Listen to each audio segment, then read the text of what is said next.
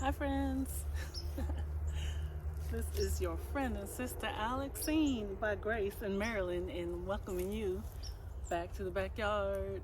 It's the 3rd day of December 2025, and you know how I like to catch the sunshine.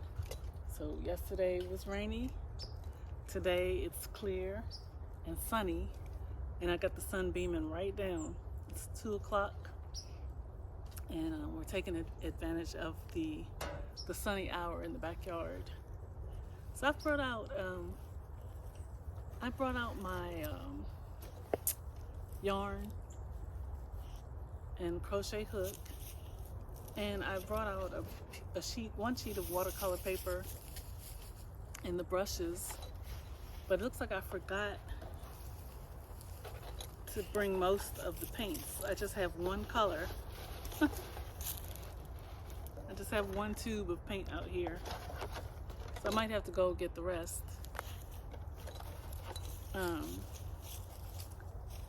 Because my purpose today is to make a sign for December, because I chose a word, and the word for December is focus.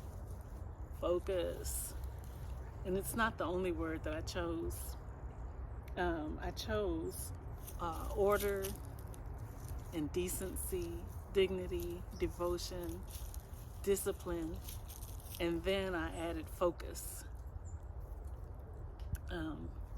Because I just want to just get control of what all is in my immediate surroundings and my thoughts, and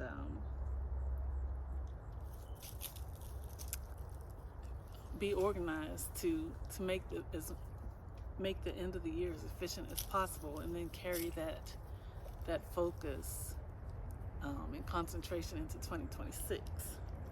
So it would help me, I think, to have a visual. So I know the last 2 years I've had a sign in front of me, and I'm going to make a new one. The one I had before said it will be an accomplished and fulfilling month. And I like looking at that at the start of a new month, and it goes without saying, but I'll say it. It will be an accomplished and fulfilling month with God. With God. So that is the intention. And this time, because I have so many competing obligations and also interests, I'm going to add focus, so I can kind of zone in on one thing at a time. And I'll put that sign up in front of me in my workstation, or even carry it from place to place wherever I happen to be working, and it can remind me to keep the main thing the main thing. And that is a saying that I got from Jewel Diamond Taylor. Do you know Jewel Diamond Taylor? She's an inspiration to many. She's the so-called motivation doctor. And she resides in California, and I think she has roots in Washington, D.C. And I was blessed to attend one of her seminars or workshops in person many years ago. She's been going strong for a long, long time. And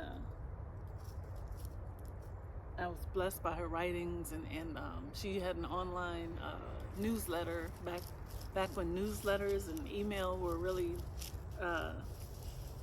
popular, before social media. So you might want to look up Jewel Diamond Taylor, because she's still motivating. And so I brought her up because I said I want to remember to keep the main thing the main thing. And another saying she had, which stuck with me over the years, is think big but take small steps, and only action produces results. And that's common when you set your SMART goals. You want to have the main big goal and then break it out into measurable steps to get there. And you can do that if you're in college or university. or project manager, it's the same concept. You have that target, the big target, and then you break it out into steps and time frames. But for me right now, it's just to kind of have a calming a calming to order to my days.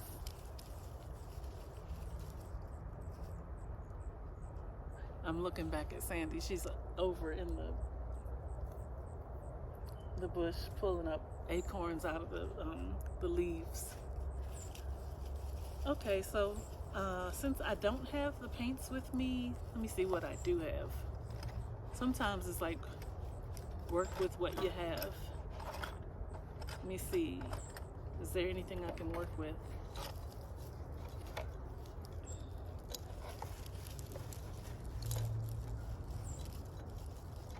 I don't see my favorite tools. So, instead of painting, I'm just going to stick with the crochet. I'm going to start my new head wrap, ear warmers. This skein of yarn, I'm going to make the ear warmer first. You want to look at it up close? Look at the colors in my pants, they kind of match. And excuse my attire. This.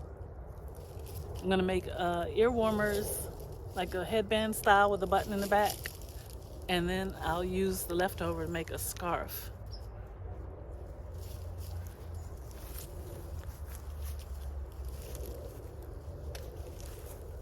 So,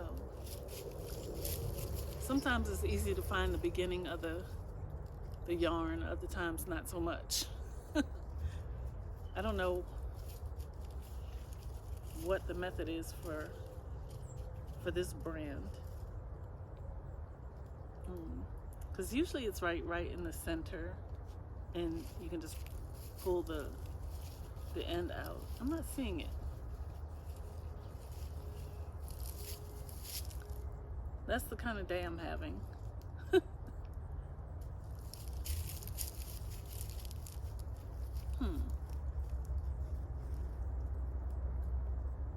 I'm looking, I'm not finding. Okay, here we go. It was on the side. It was wrapped around and it was on the side. Okay. So with crochet, you know, the first thing you do is you make a loop. Let me do it like this.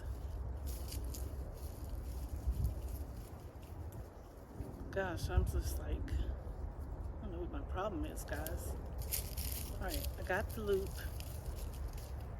I don't want to make it too tight when I'm starting, just medium.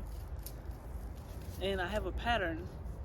So this pattern uses single crochet and double crochet two together.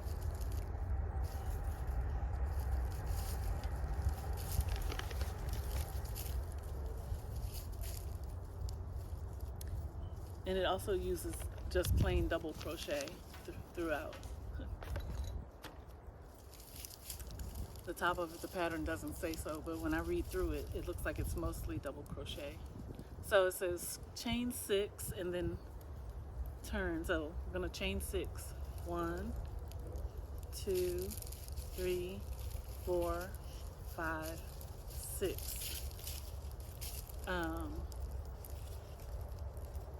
Turn it and then double crochet in the chain 4 space.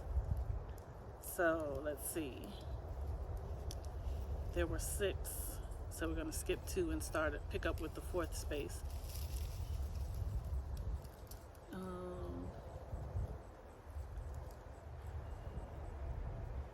The beginning is not my favorite part, but once it gets going, it's pretty good.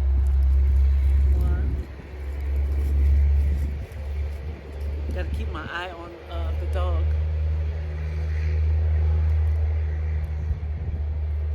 What are you eating, Sandy?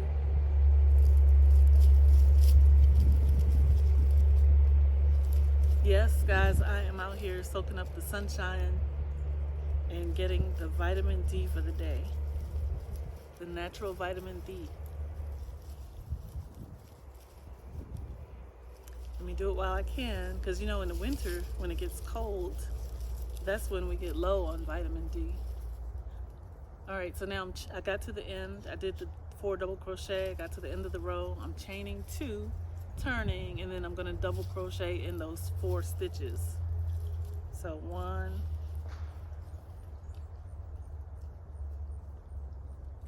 2,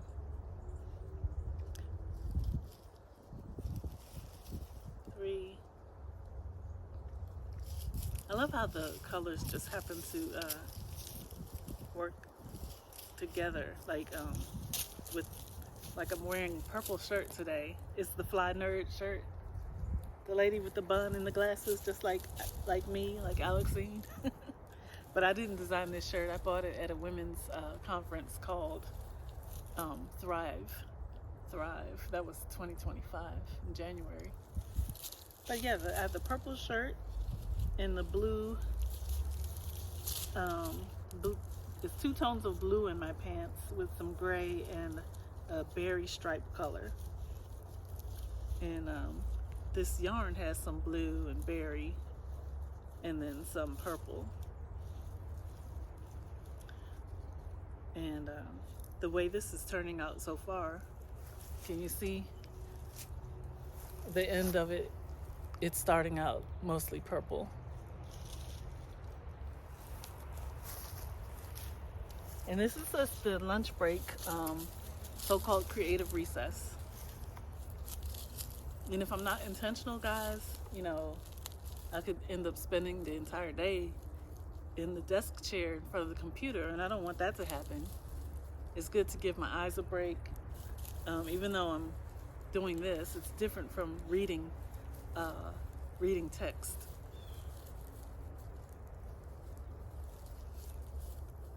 Okay, so I'm gonna chain 2, turn. So every time I get to the end of a row, I'm chaining 2, like do 2 chains and turning. By having those 2 chains at the end, it gives the height for the double crochet stitch. So let me see, where am I? Turn, 1 double crochet in the first stitch. I'll do that. That's how you read the crochet patterns. 2 double crochets in the next stitch. So I'm going to go into the hole and I'm going to double crochet, and then I'm going to go back into that same hole, which is a stitch, and do another double crochet, and it's going to widen the row. And then I'm going to do 2 double crochets in the next stitch.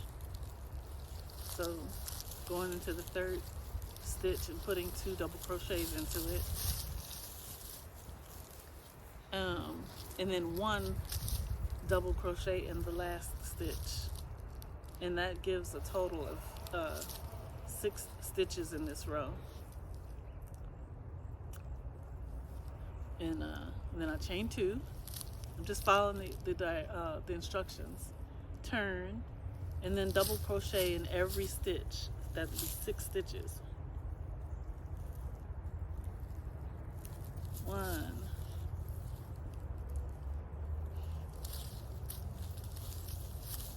2. Sometimes it depends on what else is happening and what my mindset is. I can just do this in one sitting, but more often than not, I'll start and then come back to it. But it's not it doesn't have to be a lengthy project. This is fairly quick. So chain 2, turn, and I'm going to do the same thing. I'm going to double crochet in the 6 stitches. 1. My new glasses work really well for this. And I like that they turn, like when the sun is out, they shade, they give me the natural shade, and I can still see very clearly.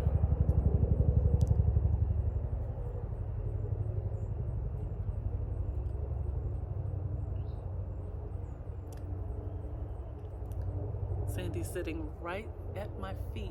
She's on my foot. I think my foot's gonna fall asleep. Chain 2, turn, and then double crochet in the first stitch.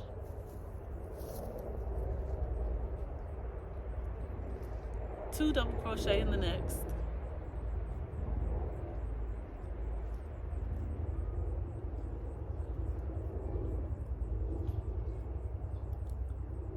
Double crochet in the next 2 stitches. That sounds similar, but it's not the same thing. In one case, we're doing 2 into 1 single stitch, but in the other case, we're doing 1 double crochet in a stitch, then we skip to the next stitch and do another double crochet, and then 2 double crochets into the next stitch. So we'll do 1, and then we'll do 1 more in the same stitch, and then on the last one we do a double crochet in the last stitch. So now we've increased again. We have 8 stitches now, and you can see this start to expand. It's like started narrow with just 4, and now it's widened to like 8 stitches. So the shape is like this, because it's going to be a headband that tapers at the ends, and this is the end, one end. Okay, chain 2, turn, and then double crochet in every stitch. That'll be 8 stitches. 1, 2. And the thing about double crochet versus single crochet, if it was single crochet, all I would do is stick my hook right into the stitch and then pull some yarn through. But since it's double crochet, before we put the hook in, we wrap around, then we go into the stitch and pull up a loop, and then we yarn over, pull through 2 loops, and yarn over and pull through the last 2 loops. And we do that again, yarn over, insert the hook into the stitch, pull up a loop, yarn over, pull through 2 loops, yarn over, pull through the last 2 loops. Moving along, yarn over, insert the hook into the stitch, pull up a loop, yarn over, pull through 2 loops, yarn over, pull through 2 loops, and then on to the end of the row in the same manner. That's double crochet. And guys, I have my pinky finger, we call it, the little finger, just kind of wrapped around the tail end of the yarn, the working yarn, to kind of control the tension. I wrap it around my finger and then around my pointer finger.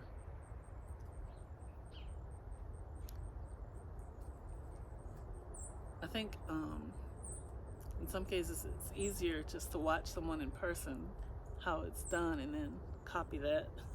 So I got to the end of the row. I'm gonna chain 2, turn, and do 8 more double crochet stitches, 1 in each stitch, just like the previous row. And then once it gets to once we widen it to 10 stitches, which we'll do on the next row, after that it's just repeating the same 10 stitches until it gets long enough. So this pattern, like says, do it for 17 rows. I think I usually make mine about I usually repeat it for 24 rows. You know, because it depends. Is it for a child, a teen, an adult? How much hair you're wrapping it around. Okay, so I chained 2, I turned, and this row is going to have an increase. So let's see. Double crochet in the first 2 stitches. Do 1. Go to the next one, do another crochet, double crochet. and then 2 double crochet in the next stitch. So I'm gonna go into the hole, do 1 double crochet, and then I'm gonna go back into that same hole, that same stitch, and do a second double crochet. So it's 2 in 1 hole. Then I'm gonna double crochet in the next 2 stitches. Is it maddening, guys? Or I wonder I wonder how it seems. I think if I was just listening for the first time, it might sound a little maddening. 2 double crochet in the next stitch, okay? So by doing that, adding an extra stitch in 2 of those holes, we're getting to have we're going to end up with 10 stitches in this row. 9, and let me see, 10. Okay, chain 2 and turn, and then double crochet in every stitch, and then it says repeat for the next 17 rows and add additional rows if needed. So yeah, this is eventually going to wrap around, be wide enough to wrap around the head and button at the back. So I'll keep you posted on how it goes. I think this is a good stopping point, even though it's nice out here. I could really enjoy, but it's my lunch break, so I have to get back in there. Gotta hydrate, and I think I'm gonna grab a tangerine or 2, and then get back to the work session at the computer. But thank you so much for spending some time here. I hope that you enjoyed the sunny backyard environment. I know I am. And I'm just thankful for another sunny day. And I'm not sure, friends, when I'm gonna take you out on the next walk. I have a mall video that I might upload. It just shows, it's a quiet neighborhood mall, and it shows just the beginnings of the holiday season, where it's not so busy, at least not in that little neighborhood mall.